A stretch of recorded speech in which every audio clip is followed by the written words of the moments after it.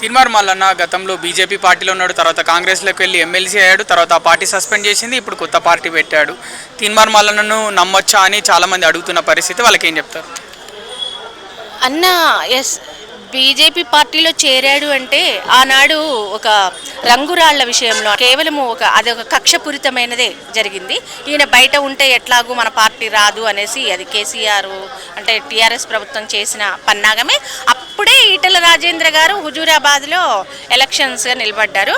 ఎప్పుడైతే పాదయాత్ర మొదలు పెడదాం అనుకున్నాడో అన్న ఆగస్టు 27వ తారీఖు 27వ తారీఖునే అరెస్ట్ అయ్యారు. యాక్చువల్గా 29వ తారీఖు పాదయాత్ర మొదలు పెట్టాలనుకున్నాడు.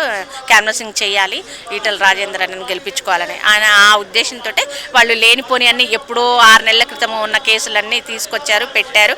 అది పెద్ద ఇంకా ఒకదానికొకటి ఎక్కువ పెట్టుకోవడం, దాన్ని రిలీజ్ కాలేకపోయాడు. కానీ అన్న విషయం ఏంటంటే నన్ను చంపాలని కూడా చూశారు అని అన్నారు. మరి అలాంటప్పుడు ఎవరైనా ప్రాణాన్ని కాపాడుకోవాలని చూస్తారు కదా.